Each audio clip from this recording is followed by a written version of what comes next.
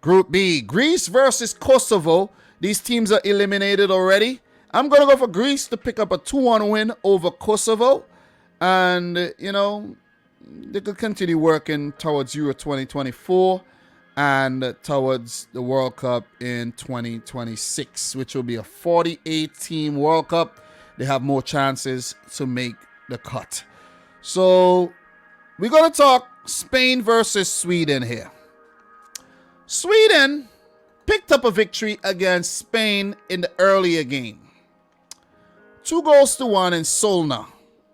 And because of their inability to get the better of Greece and the inability to get the better of Georgia, both games on the road, Sweden find themselves in a position where they must win the game in Seville against Spain.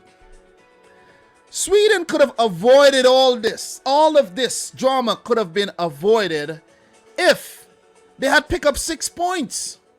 Or even pick up, let's say, you know, win the game against Georgia.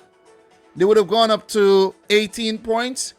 And all they would have needed was a draw. You see what I'm saying? They would have gone up to 17 points, pardon me. And a draw would have been good enough. Something that they could have done against Spain. But I'm thinking, look, I know Greece played well. Greece, you got to give Greece the credit. But you're coming up against Georgia, man. You got to beat Georgia. You got to beat Georgia. I don't want no excuses. I think the inclusion, don't get me wrong. I like the inclusion of Zlatan. I like that he's back. I like that Zlatan is Zach. I like that he's Zach. Right? Zait. I like that he's Zach. Right, Zait? But he is unbalancing the team. He's unbalancing the team, man. I think the whole system they had at first, even with Quaison starting and you have Isaac starting, it would have been a better team. Zlatan to come off the bench to give you that threat late in the game. If you need him, yeah. I'll be surprised if he starts Zlatan in Spain. That's it. You need that mobility. Zlatan isn't so mobile. You need guys to work off the ball as well. You need guys on that counter attack. And Zlatan ain't going to give you that on counter attacks. You see what I'm saying? On set pieces, yeah, but not on counter attacks. And that's where Sweden were most dangerous. On the counter attacks when Alexander Isak and Forsberg and Quaison and Kulusevski and these guys link up. But I'm telling you, Zlatan Ibrahimovic unbalanced that team against Georgia. And it was an embarrassing loss. 2-0. Not even a score, not even a goal to fight back. Spain, on the other hand, look, as much as I have been talking shit about Spain and Eric Garcia and all of them, you got to give it to Luis Enrique and what he's been doing with the Spain national team. He's been giving players opportunities on merit.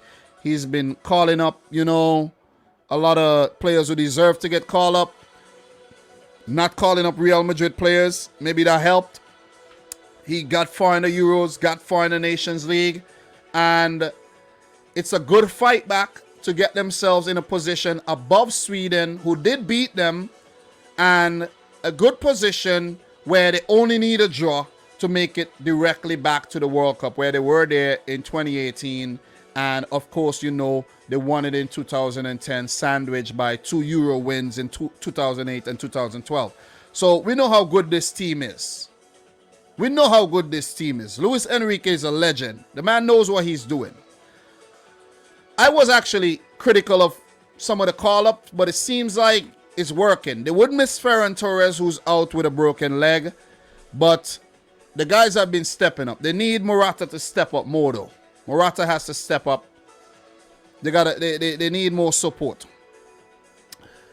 Gavi looks good. You see what I'm saying? I like that he called up Raul de Tomas and all these guys.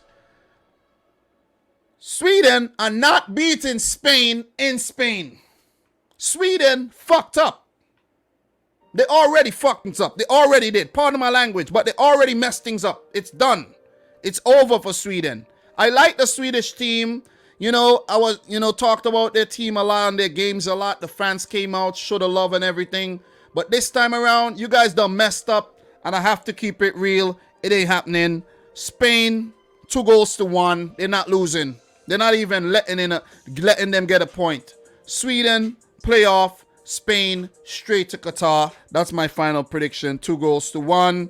Congrats to Luis Enrique in advance. If Sweden manages to beat Spain again and qualify directly for the World Cup, that'll be absolutely brilliant. That'll be brilliant. But I think Sweden, they're a playoff type of team, and they're going to be in the playoff again. Look, this would be the 17th meeting between these two teams. Spain has only lost 4 times to Sweden, right? 4 times. And you have to go back to 1950, 88, and 2006. And the loss that came in 2021. But before that, Spain very, very dominant. 6 wins, 6 draws. But Sweden always been a thorn in the side of Spain, and we know they've been a thorn in the side of Italy because they prevented them from qualifying last time around. So for Sweden, they would actually have to be that team that goes into the playoff and cause havoc again. And we know they're capable of doing it. So playoff, I think, for Sweden. If they want to make it back to the World Cup, playoff is their best bet.